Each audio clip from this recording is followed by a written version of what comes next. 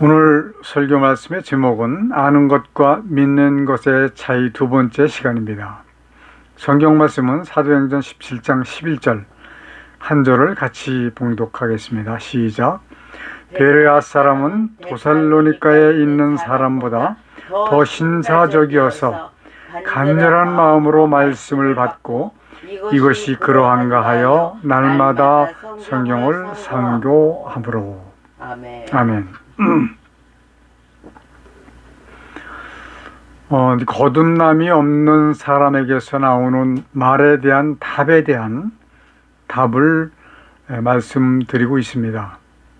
지난주에는 1번부터 8번째까지를 말씀을 드렸고, 오늘은 9번째 구약의 하나님이나 현대의 하나님은 동일하심으로 지금도 동일하게 역사하신다라고 하는 말씀부터 드릴 것입니다. 그런데 본론으로 들어가기 전에 한 가지만 말씀을 드리는 것은 신천지 이만희 일당은 사람들을 포섭할 때 아마 거의 첫 번째 하는 이야기가 무엇이냐 하면, 기독교인들이 알고 있는 것은 하나님께서 천지를 창조하실 때에 완전 무에서 유를 창조하셨다라고 생각하고 있다, 이야기를 한다, 이렇게 이야기를 하면서 그렇지 않다, 있는 것을 가지고 창조하셨다라고 하는 말을 서두로 꺼내는 것으로 알고 있습니다. 어제 우리가 홍성에 가서 요양원 방문을 했고, 또 점심 식사를 그 수덕사에 가서 수덕사 안에 음식점이 너무 많더라고요. 맛있는 음식을 먹으면서 대화를 나눴습니다. 오래전에 전도사로 일을 했던 분과 같이 식사를 하면서 말씀을 나눴는데, 저는 참 어제 마음이 참 좋았어요. 왜냐하면 창세기 1장 2절의 말씀을 이해를 하고 계시더라고요. 신천지에 대한 이야기를 먼저 말씀드린 이유는 창세기 1장 2절에 보면 있는 곳에서 있는 것을 가지고 창조하셨다라고 하는 것을 알 수가 있기 때문에 그렇습니다. 그러나 우리가 수백 년 동안, 137년 동안 그것을 그렇게 깨닫지 못한 부분들이 너무 많습니다. 창세기 1장 2절에 보면 땅이 혼돈하고 공허하며 흑암이 깊음 위에 있고 하나님의 영은 수면을 운행하시니라, 이렇게 기록이 되어져 있습니다. 하나님께서 하늘과 땅을 창조하시기 위해서 오신 곳이 바로 이 땅이라고 하는 말씀이에요. 오늘은 여기 지구본을 갖다 놨는데요. 어제 그분과 대화를 나누면서 지구본에 대한 이야기를 잠깐 나눴습니다. 우리가 통상적으로 이 위에 물건을, 지금 우리가 사는 곳이 대한민국입니다. 대한민국의 높은 빌딩들이 50층, 60층 되는 그러한 아파트들이 어마어마하게 많습니다. 그러나 그대로 보존되고 있어요. 서서. 또한 무거운 탱크나 자동차나 이런 것들도 그대로 진행을 하고 있습니다. 자, 그러면 그것을 돌려서 이 아래쪽에 사는 나라에서도 똑같이 높은 빌딩, 200층이 넘는 빌딩도 그대로 서 있습니다. 상식적으로 보면 밑으로 떨어져야 맞는데 떨어지지 않고 그대로 서 있다라고 볼 수밖에 없어요. 그것은 지구본을 이렇게 돌려서 반대로 보는 것과 같은 의미가 되는 것이죠. 이것이 왜 그런가? 많은 사람들은 이야기하기를 만유의 인력 때문에 그렇다라고 생각을 합니다. 그리고 그렇게 이야기를 합니다. 저는 그것을 다른 의미로 해석을 합니다. 하나님께서 특별하신 계획이 계심으로 인해서 이 지구를 만드셨고 그 땅에다가 지구를 만드셨고 그리고 이 밑으로 쏟아지지 않도록 이미 설계를 다 하시고 이렇게 만들어 놓으신 겁니다. 그것을 만유인력이라고 하는 학설을 거기다 붙인 거예요. 바꿔줘야 됩니다. 만유인력 때문에 그런 것이 아니라 하나님께서 그렇게 만들어 놓으신 것을 사람들이 학술적으로 가르치고 알게 하기 위해서 만유인력이 있다라고 하는 것을 만들어 붙인 거예요. 그래서 물이 수면을 운행하신 하나님, 이 물이 왜 지구를 싸고 있었을까? 이것까지를 어제 대화를 나눴는데 이것은 좀 길기 때문에 다음에 말씀을 드리기로 하고 오늘 본론으로 이제 들어가겠습니다. 9번째, 구약의 하나님이나 현대의 하나님은 동일하심으로 지금도 동일하게 역사하신다. 저는 여러 차례 여러분들에게 말씀을 드린 바가 있습니다. 성부 하나님과 성자 하나님과 성령 하나님을 구태여 삼위일체라고 할 필요가 없다. 왜냐하면 세 분의 하나님께서는 첫째로 이름이 다릅니다. 둘째로는 사역이 다르시기 때문에 구태여 삼위일체다라고 이야기할 필요가 없다는 얘기예요. 성부 하나님, 성자 하나님, 성령 하나님이라고 부르는 것이 오히려 올바른 것이다 라고 하는 말씀을 여러 차례 드렸습니다. 히브리서에서 말씀하신 동일성은 하나님의 뜻이 같다라고 하는 말씀이죠. 세 분 하나님의 뜻이 같다라고 하는 말씀이지 시대마다 사역하시는 그것이 동일하다는 의미가 아닙니다. 하나님의 사역은 시대마다 다르게 나타내시고 계십니다. 구약의 하나님과 신약의 예수님과 십자가 사건 이후 사도 시대와 현대 성령 시대의 하나님의 역사는 각기 다르게 나타나고 계십니다. 어제 그분께 제가 드린 말씀 중에서 한 가지는 바로 이 부분에 대해서 말씀을 드렸어요. 성령 하나님께서 하시는 일은 사도행전 1장 8절의 말씀, 너희에게 성령이 임하시면 너희가 권능을 받고 사마리아와 온 유대와 땅끝까지 이르러 예수 그리스도의 증인이 되게 하리라 라고 하신 그 말씀, 이 역사를 하시는 것이죠. 성령, 어디도 성령께서 병을 고쳐주셨다, 예언을 하셨다 이렇게 하시고 계시다라고 하는 말씀을 하시지 않습니다. 사람을 구원하시고자 하시는 사역은 세 분 하나님의 사역은 똑같습니다. 그러나 그 사역의 형태는 전혀 다르다고 보시면 됩니다. 그 다음 10번째, 지금도 사람의 질병과 고통을 치료하시고 물적으로도 복을 주신다. 우리가 흔히 그 부흥회 때 보면 이러한 그 강사님들의 말씀을 많이 들을 수 있습니다. 강하게 크게 뭐 기도를 크게 하라고 막 그렇게 앞에서 말씀하시는 이야기를 많이 들었고 지금도 그럴 것입니다. 그러나 구약에서는 하나님께서 직접 복을 주셨습니다. 신약에서는 예수 그리스도께서 직접 역사를 하셨습니다. 죽은 자도 살리셨고 그리고 오병이어의 역사도 나타내셨고, 현대 성령 시대에는 성령께서 사람의 생각과 행동을 통해서 복음 증거하는 일을 하게 하실 뿐입니다. 신유의 은사는 사도시대 바울의 전도 여행 때 병든 동역자 드로비모를 고치지 아니하시고 바울이 떠나셨는데 밀레도였어요. 그 신유의 사역은 이후에 전혀 나타나지 않았습니다. 여기에서 종료를 하셨다라고 볼 수밖에 없습니다. 현대 성령께서는 성도를 통해서 복음 증거의 사역만 하신다라고 보시면 맞습니다.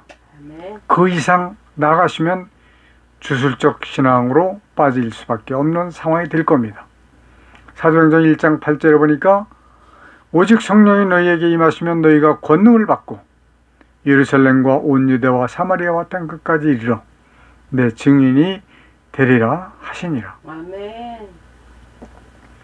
11번째, 그러므로 지금도 기사와 이적으로 복음을 나타내신다라고 말하는 사람들이 있습니다. 이 부분에 있어서도 정신을 차리지 않으면 안 됩니다. 하나님은 모든 것을 하실 수 있는 분이에요. 병도 고치실 수 있고 죽은 자도 살리실 수 있고 모든 것을 하실 수 있지만 지금은 공중권세를 마귀가 잡고 있다라고 하는 것을 기억하셔야 됩니다. 현대의 기사와 이적이 만약에 나타났다라고 한다면 거의 100%는 아니지만 마귀의 술수로 보시면 맞을 겁니다. 우리의 싸움의 대상은 마귀입니다. 사람이 아닙니다. 사람은 서로 돕고 의지하면서 살아야 되는 것이 마땅합니다. 그러나 이 세상, 저 세상 사람들은, 아니 이 세상? 네, 세상 사람들은 그저 자기만 유익하게 하기 위해서 사람을 속이고 싸우고 죽이고 이렇게 하면서 살아가고 있습니다. 그렇기 때문에 우리는 알아야 될 것이 무엇이냐?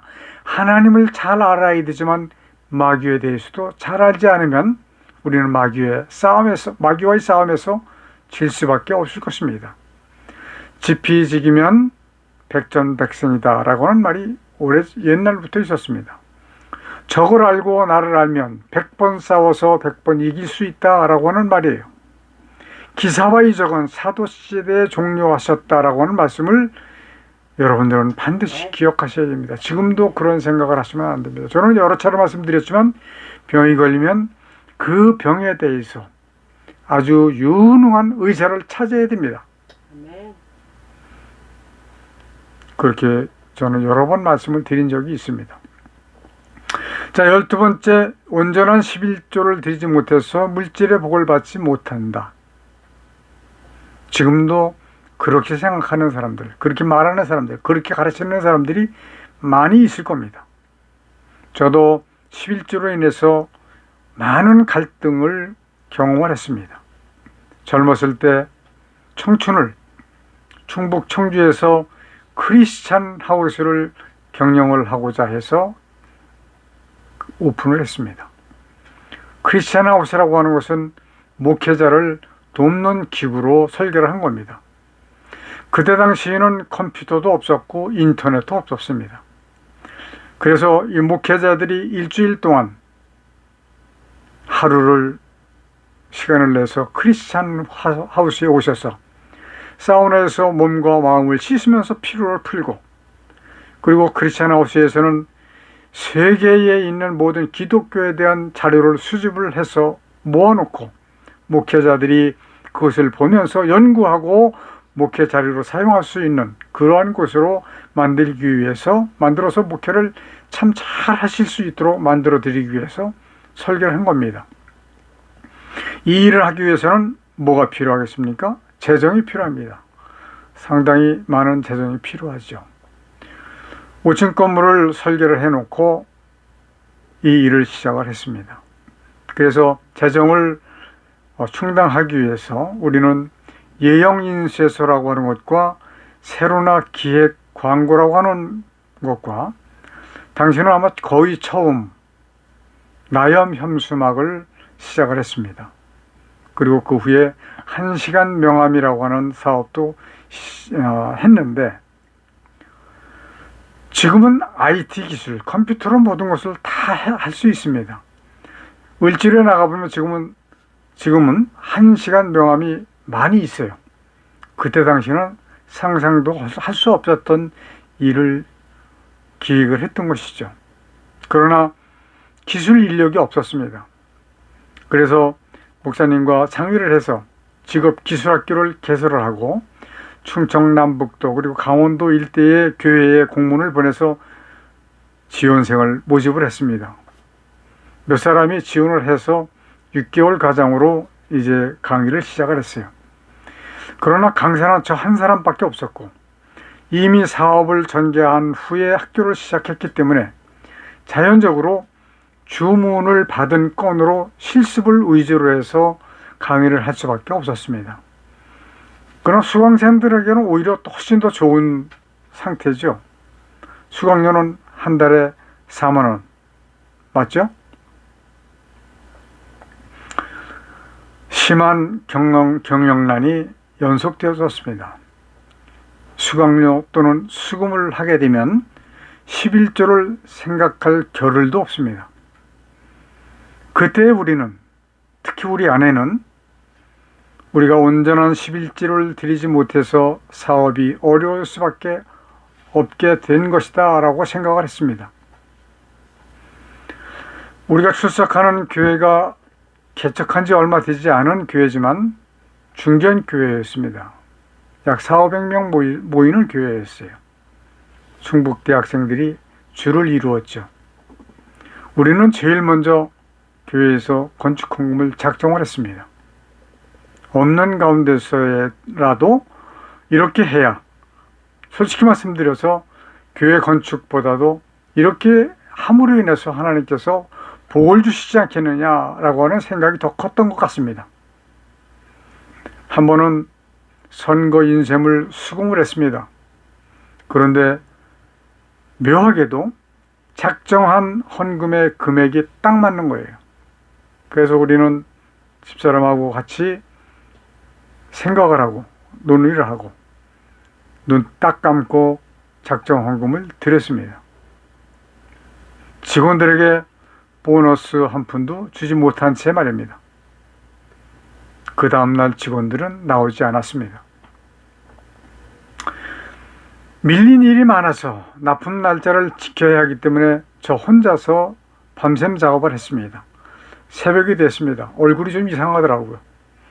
잠을 자지 못해서 그런가 해서 10월의 새벽 찬물로 세수를 했어요. 그러나 순간 입이 삐뚤어지기 시작을 합니다. 말도 셉니다. 밥도 셉니다. 그래서 보기가 흉하게 됐죠. 그럼에도 불구하고 교회 봉사는 똑같이 했습니다. 왜? 하나님의 일이기 때문에. 운전 봉사했고 성가대 봉사했고 약 2개월 만에 거의 회복이 되기는 했지만 그 여파는 지금까지 남아 있습니다. 제가 오른쪽 눈이 좀 작아진 이유가 바로 그런 거예요. 하나님을 좀 더 올바르게 안 후에 깨달은 사실입니다. 또한 청교도에서 수학을 하면서 배우고 느끼고 이해하고 알게 된 사실입니다. 성경에는 11조가 의무라고 하는 말씀을 하시지 않습니다. 그러나 다만 중요한 것이 있습니다. 일용할 양식 이외의 것이 있다면 하나님의 영광을 위해서 10의 9조라도 드릴 수 있는 그 사상이 필요한 겁니다. 그러나 어려운 가운데서 11조 하지 않으셔도 됩니다. 11조에 대한 그 갈등은 저뿐만 아니라 지금도 많은 사람들이 갈등을 겪고 있을 것으로 생각이 되어지기 때문에 이 말씀을 드리고 있습니다. 13번째, 나는 교회를 위해서라면 목숨이라도 아끼지 않겠다. 이 세상에는 마치 순교인 것 같으나 순교가 아닌 죽음도 너무 많은 것을 볼 수 있습니다. 내가 하고자 하는 일이 하나님의 영광을 위해서인가 그렇지 않은 것인가를 살펴야만 합니다. 하나님의 영광을 위해서라면 목숨이라도 불사하십시오. 그러나 당시에는 교회를 위하는 것이 하나님의 영광을 위하는 것이라고 생각을 했습니다. 아마 지금도 그렇게 생각할 수밖에 없을 것입니다. 왜? 하나님을 올바르게 알지 못하기 때문에 그러한 결과가 나오는 겁니다. 그렇지 않습니다. 하나님의 뜻을 알게 되면 여러분들은 이 말씀에 대해서 이해를 하시게 될 겁니다. 그렇기 때문에 여러분들은 하나님의 뜻을 빨리 밝히 깨달아 이해를 하셔야 된다라고 누누이 말씀을 드리는 겁니다. 14번째, 새벽 기도는 반드시 해야 한다. 그때 당시 청주에서 있을 때 당시 새벽 기도는 그 직분을 맡는데 그 기본적인 조건이었습니다. 11조와 새벽 기도. 청교도 계열에서는 새벽 기도회를 하지 않는 교회가 많습니다. 왜냐하면 새벽 기도회 때 무엇을 구합니까? 하나님의 영광을 구하기보다는 내게 필요한 것을 구하는데, 그냥 구하는 것도 아니에요. 그냥 스피커 왕창 틀어놓고 악을 쓰면서 크게 그렇게 구해야 된다라고 이야기하니까 악을 쓰면서 구하기 때문에 차라리 새벽 기도회를 하지 말자라고 하는 그 의도는 청교도로부터 시작이 되었다라고 볼 수 있습니다. 고린도전서 14장 15절에 보면 마음으로 기도하고 영으로 기도하라고 말씀을 하셨어요. 은밀하게 보시는 하나님, 은밀하게 기도하시기를 바랍니다. 아멘. 15번째, 구하라 주실 것이요 라고 외치면서 하나님은 복 주시려고 기다리신다 라고 외치고 있습니다. 현대에서의 하나님의 복은 구원밖에 없다 라고 말씀을 드렸습니다. 아멘. 세상의 물질이나 질병은 스스로 개척해야 하고 조심해야만 할 것입니다. 아멘. 왜냐하면 공중 권세를 마귀가 쥐고 이 세상을 휘두르고 있기 때문에 그렇습니다. 마귀는 사람들이 하나님의 백성이 되지 못하게 하려고 온갖 방해를 다 하고 있습니다. 마치 아름답게 보이고 좋은 것처럼 포장을 해서 영적으로 속아 넘어가기가 아주 십상입니다. 그래서 영적인 분별력을 가져야 된다라고 말씀을 드리는 것이죠. 영적인 분별을 할 수 있는 지혜와 지식을 구하시기를 바랍니다. 아멘. 16번째, 담임 목사님은 하나님의 전권 대사이시다. 하나님께서 주신 복음 사역을 감당하는 직임은 맞습니다. 그러나 하나님께서 보내신 대사는 아닙니다. 존경은 해야 하지만 마치 신적인 존재처럼 생각하는 것은 하나님께 범죄하는 행위로 이어질 것입니다. 더욱이 중요한 일은 많은 목사님들이 요한복음 3장 3절과 5절에 있는 말씀, 거듭남을 모르고 믿음만 이야기하고 있기 때문에 너무너무 위험한 지경에 있습니다. 혹여라도 제가 보내드리는 이 말씀을 여러분들께서 출석하시는 그 교회 담임 목사님께 질문을 한다면 정확하게 대답을 해줄 수 있는 분이 아마 없을지도 모르겠습니다. 저는 거듭남을 설교하는 목사님을 찾아서 많이 헤맸었습니다. 지금까지 단 2분밖에 만나보지 못했습니다. 그분들은 거듭나야 한다라고 하는 설교를 하세요. 그러나 제가 지나온 그 과거 모든 목사님들 거듭남에 대한 이야기를 하지 않습니다. 왜냐하면 거듭남의 체험이 없기 때문에 이야기할 수가 없는 거예요. 자, 17번째, 나는 담임 목사님의 설교에 100% 찬동한다. 제가 그랬습니다. 100% 찬동했습니다. 그러나 오늘 본문 말씀과 같이 담임 목사님의 설교가 과연 성경 말씀에 합당한가를 항상 생각해보고 따져봐야 하기 때문에 중요한 겁니다. 베레아 사람은 데살로니가에 있는 사람보다 더 신사적이어서 간절한 마음으로 말씀을 받고 듣고 이것이 그런가 하여 맞는가 하여 날마다 성경을 상고한다. 여러분들도 그렇게 하셔야 됩니다. 아멘. 무조건적으로 받는 경우 하나님의 구원을 얻지 못할 가능성이 크기 때문에 그렇습니다. 18번째, 나는 선교나 구제보다 교회 일을 중요하게 생각한다. 하나님을 예배하는 일과 하나님의 뜻을 이루시는 일에 있어서는 선교와 구제가 우선입니다. 아멘. 교회 일을 더 중요하게 생각을 한다면 인본주의로 흐를 수밖에 없는 그런 상황이 될 겁니다. 하나님의 뜻과는 전혀 다른 의미로 볼 수밖에 없을 것입니다. 19번째, 우리 교회는 외부에서 훌륭한 지휘자를 초빙해서 우리 찬양대의 찬양이 정말로 멋지다.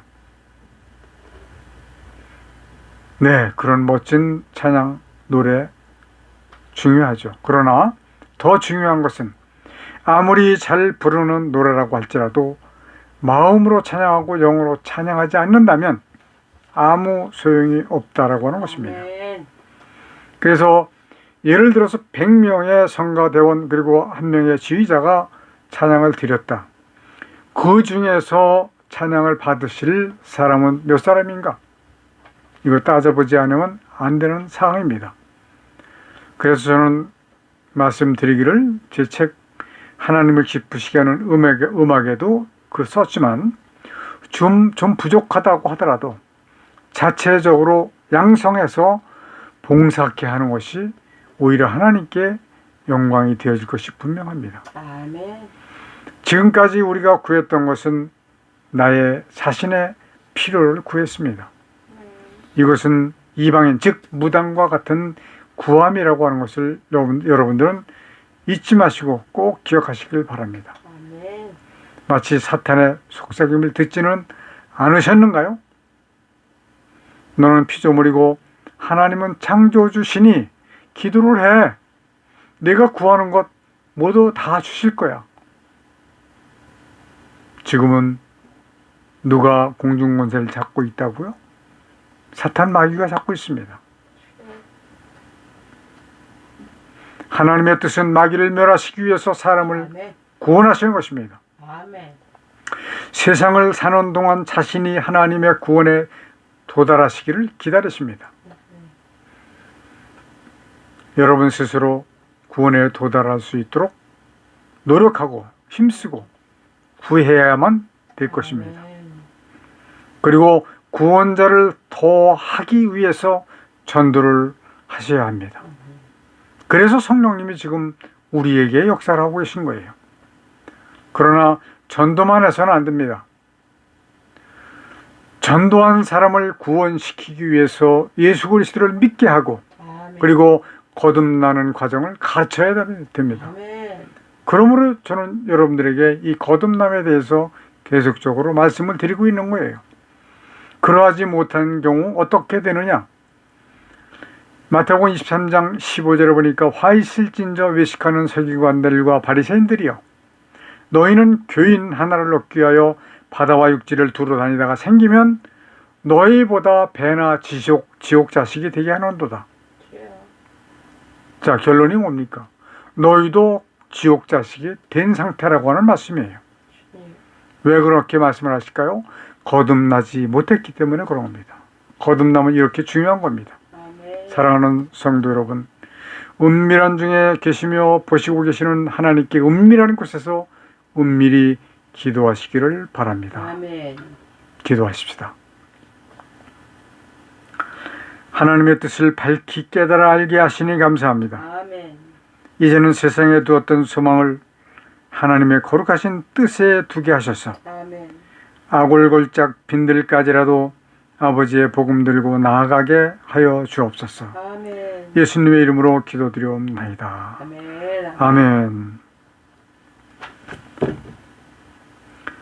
마귀를 감금해 놓으셨던 이 땅의 하늘과 땅과 만물을 지으시고 그 가운데 하나님의 뜻을 이루시기 위해 인간을 도구로 쓰시는 하나님의 크신 은혜와 아멘. 아담의 범죄로 사망 가운데 빠진 인간을 구원하시기 위해 대속제물로 보내주신 독생자 예수 그리스도의 십자가에서 흘리신 보혈의 은혜와 아멘. 마지막 심판을 위하여 구원받을 자를 더하시기 위해 복음을 전파하도록 우리와 함께 해주시도록 주께서 보내주신 성령님이 함께 하시는 은혜가 아멘. 우리와 함께는 예배하는 성도들에게 충만히 임하여 주시기를 간절히 축원하옵나이다. 아멘. 아멘.